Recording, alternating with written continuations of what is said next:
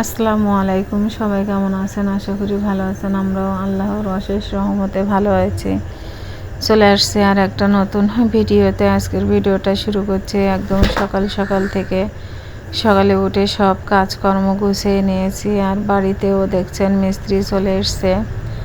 এটা একটা জল মোটর। এই জল মোটরটা আমার আসলে নিজের সংসারের একটা জিনিস করতে পারলে কিন্তু অনেক ভালো লাগে। আমার নিজস্ব কোনো মোটর ছিল না, ভাসুরের মোটর দিয়েই পানি উঠাতাম এতদিন। বোরিং ছিল দুইটা, একটা বোরিংয়ে আমার জল মোটরটা বসিয়ে নিলাম। সংসার জীবনে শুরুতে আসলে সব কিছু দ্রুত করা সম্ভব হয় না, যাক আস্তে আস্তে সংসারের জন্য সব একটু একটু করে গুছিয়ে নেব ভবিষ্যতের জন্য। আজকের এই জল মোটরটা হয়ে গেল, ভবিষ্যতের একটা কাজও যেন মনে হচ্ছে হয়ে গেল। এখানে বাজার নিয়ে এসেছে আপনাদের ভাইয়া পেঁয়াজ, রসুন, আলু, পটল, লিচু, তরমুজ, মানে যা যা লাগবে, মাংস, তারপর 2 জোড়া জুতা এনেছে, একটা আমার জন্য আর একটা বাথরুমে দেওয়ার জন্য। তারপর এখানে আবার আলাদা করে হাঁসের জন্য খাদ্য নিয়ে এসছে, চাল, ভুট্টার গুঁড়ো। আর এতরা যে খাদ্য কেন নিয়ে আসা হয়েছে সেটা একটু পরে আপনাদের সাথে শেয়ার করবানি। আসলে জল মোটরের কথাটা একটু বলে নিই।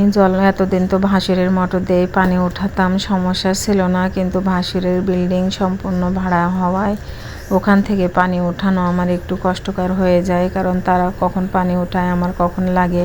আমি আমার টাইম অনুযায়ী পানিটা ওঠাই, কারণ আমার ট্যাঙ্কি ছোট, সেই অনুমান করে পানিটা ওঠানো লাগে। তারপর সব ভাড়াটিয়ার মন মানসিকতা একরকম হয় না, আপনারা নিশ্চয়ই জানবেন। সব মানুষের মন মানসিকতা তো একরকম না। যাই হোক, ওই দিকে আর নাই যায়, নিজের একটা জিনিস হয়েছে এটাই অনেক।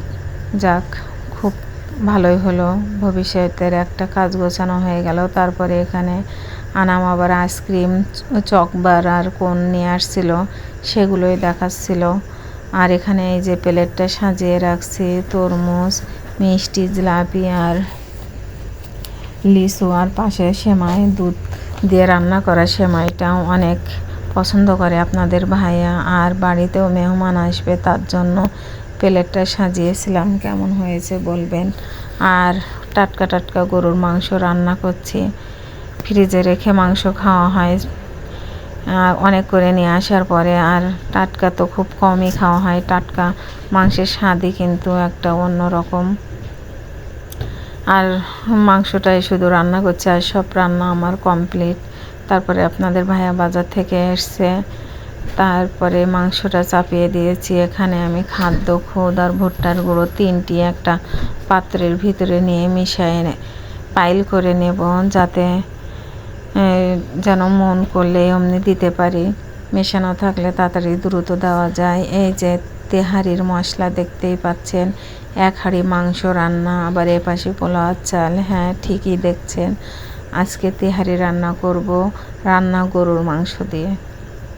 হঠাৎ মনে হলো যে তেহারি বিরিয়ানি খাবো, কিন্তু বিরিয়ানির মশলা নেই, তেহারিরটা আছে, সেজন্য তেহারি রান্না করব। যেমন ইচ্ছা তেমনই কাজ। চালটা ধুয়ে পেঁয়াজ ভেজে তার ভিতরে চালটা দিয়ে খুব সুন্দরভাবে ভেজে নিচ্ছি।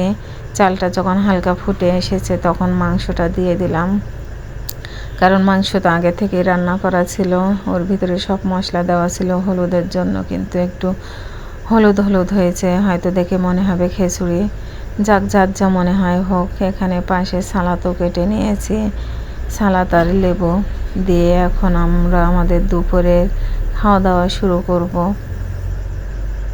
দেখতে এমন হলেও কিন্তু খেতে অনেক টেস্ট হয়েছে। আসলে মন চাইলে আর রিজিকে যেটাই থাকবে তখন সেইভাবেই সেটাই তার রিজিকে জুটবে, তাই না?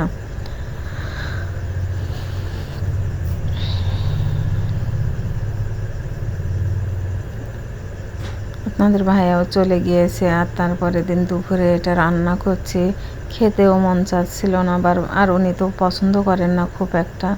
তারপরেও সমস্যা নেই, উনি আসলে বাসায় একটু সাদা ভাত, সবজি তরকারি হলেই চলে, যেমন তেমন।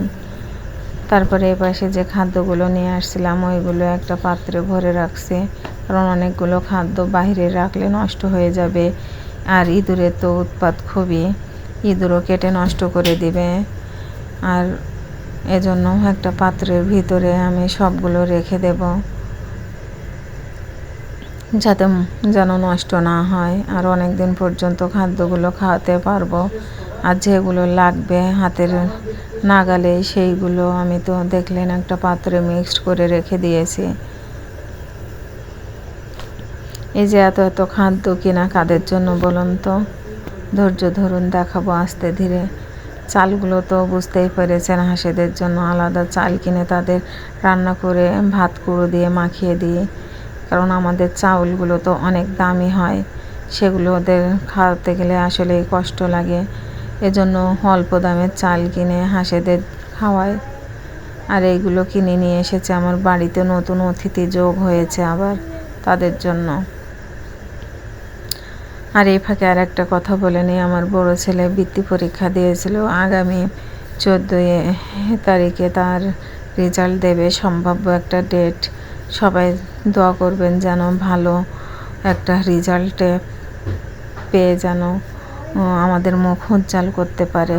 এই যে আমার নতুন অতিথি, এই যে এইগুলোই হলো আমার সংসারে নতুন যুক্ত হয়েছে। কেমন লাগছে বলবেন সবাই। আসলে গ্রাম অঞ্চলের মানুষ হাঁস মুরগি না পুষলে ভালোই লাগে না। অনেকে তো আপনার শহরের ভিতরে খাঁচাই করে পোষে, আর আমরা তো গ্রামে থাকি, অনেক জায়গা আছে, পরিবেশও ভালো। আর হাঁস মুরগি ছেড়ে দিয়ে পুষতে পারলে তো অনেক ভালো হয়। এগুলো কিন্তু দেশি মুরগি না, এগুলো টাইগার। দেখুন উড়ে উড়ে লাফ দিয়ে বাইর হচ্ছে ঠিকই, কিন্তু ওঠানোর সময় ধরে ধরে ওঠানো লাগছে। কবে যে নিজে নিজে উঠতে শিখবে, উঠতে শিখলেই বেঁচে যাব।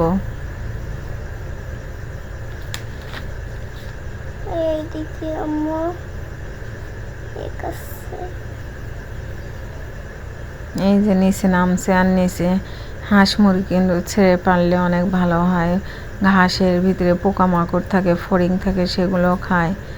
আর মুরগিতে অত জ্বালাতন হয় না, হাঁসের যেরকম একভাব খাওয়া লাগে, এই মুরগিদের কিন্তু তেমন খুব একটা বেশি খাওয়া লাগে না। আমার সংসারের নতুন অতিথিদের জন্য সবাই দোয়া করবেন। আজকের ভিডিওটা যদি ভালো লাগে লাইক, কমেন্ট, শেয়ার এবং সাবস্ক্রাইব করবেন, পাশে থাকবেন। আপনাদের ভালোবাসা পেলে অনেক দূর পর্যন্ত এগিয়ে যাব ইনশাল্লাহ। আর এদিকে দুপুরবেলা মন চাচ্ছিল একটু ঠান্ডা ঠান্ডা কিছু খাবো, তাই ফ্রিজে তরমুজ ছিল, সেগুলো কেটে নিয়ে খেতে বসে গেলাম। আল্লাহ হাফেজ।